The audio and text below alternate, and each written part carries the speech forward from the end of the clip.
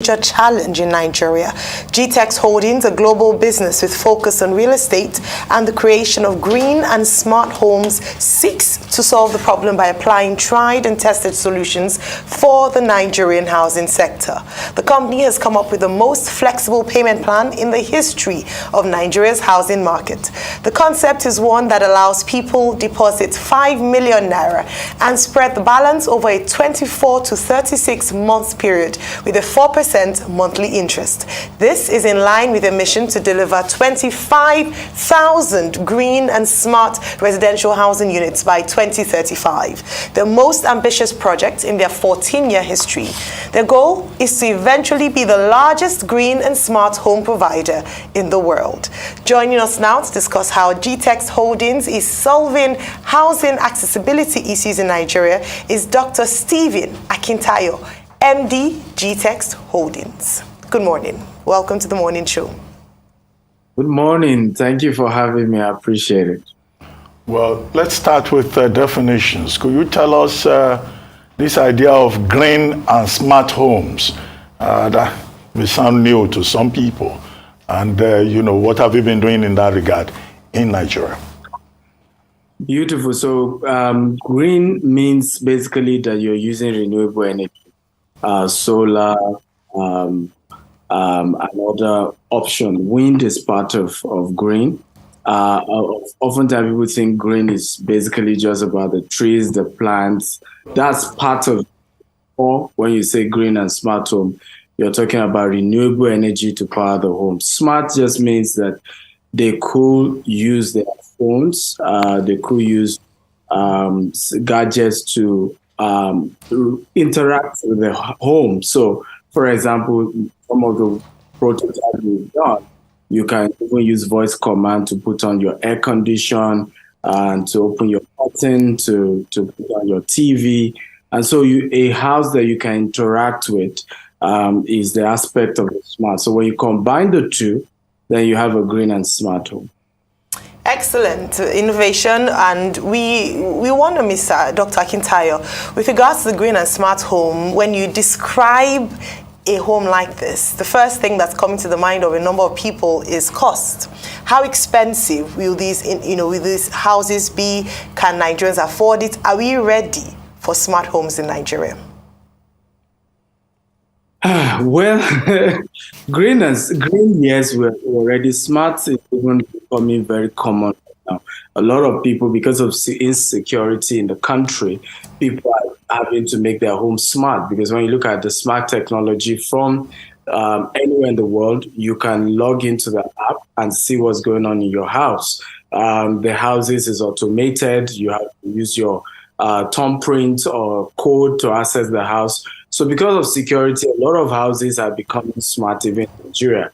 Green, definitely we are ready for. We saw what happened with the flooding, and we know that Africa cannot even afford to abuse the climate the way the Western world has. We can't, because we don't even have the infrastructure to manage, effects of climate change or climate disasters. And so it's important that we're ahead of the curve.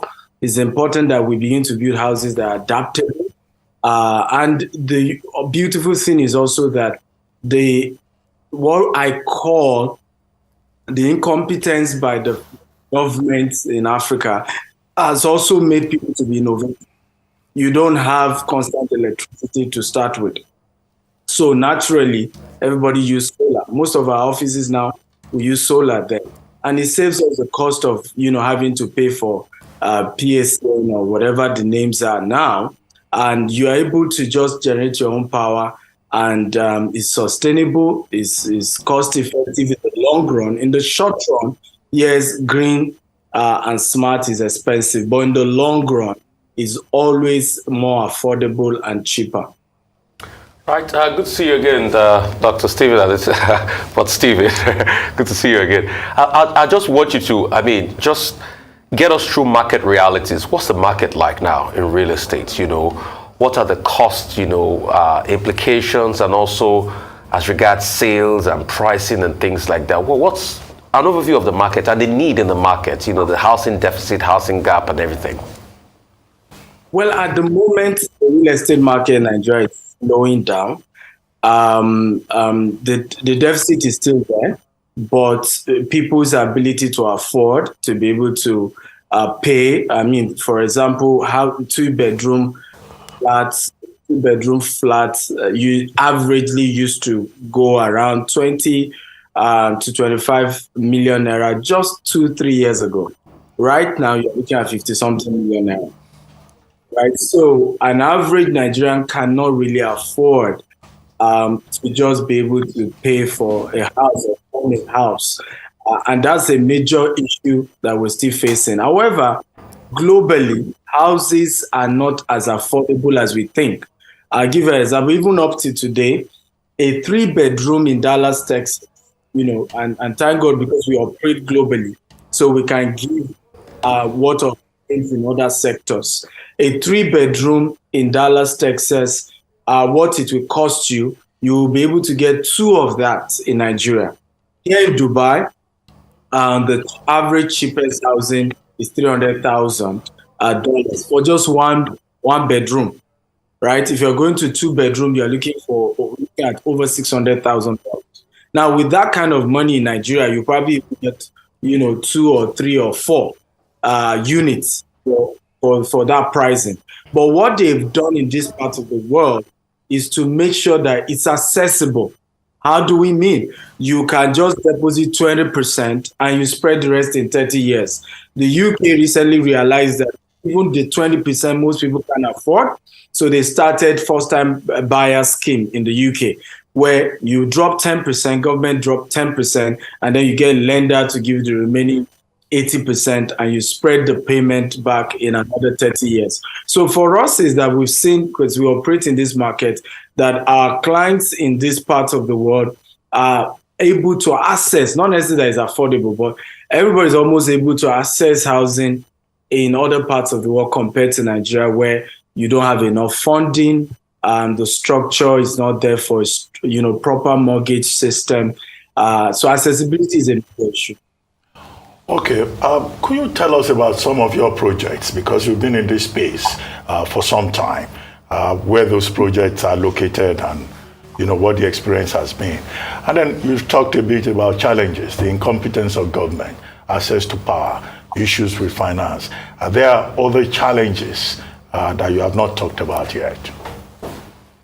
Okay, yeah, one of the major issues right now is the Naira dollar crisis, because that's also part of why, almost the cost has doubled in just 2-3 years, right? Because most of the materials to build houses are imported. It's also part of why you see issues of building collapse, because a lot of developers are almost forced to find a way to make it affordable.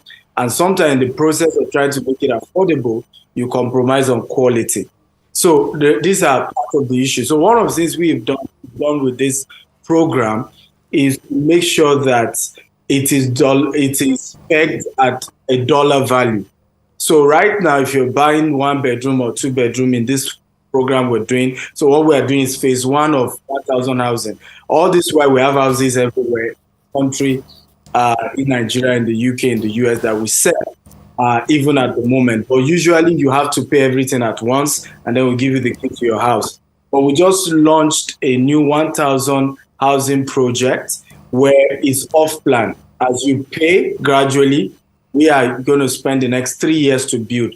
By March next year, we're going to start construction. So locations include 5 locations in Asaba, Abuja, and Abeokuta, and we're going to be expanding to other parts of Nigeria as well. But phase 1 is just 1,000 units, and we have 3 years for the clients to pay and 3 years for us to also do construction. So we're able to take care, first come, first serve. Those who do outright by the first quarter of 2024 will be able to have keys to their house, while others who are spreading for 3 years will be able to have keys to their house after completion of that. But what we've done to avoid issues of prices changing is to say, if, for example, we are selling to you at the rate of $50,000, it is the dollar price. So even if you are paying in installment, whatever you pay in Naira, we value it how much out of the $50,000 have you paid, and constantly like that till you're done paying. Else, what most of us have struggled with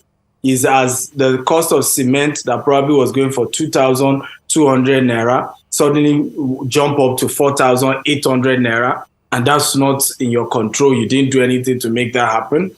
And now you are affected if you go back to the customer and say, please, you need to add more for variation.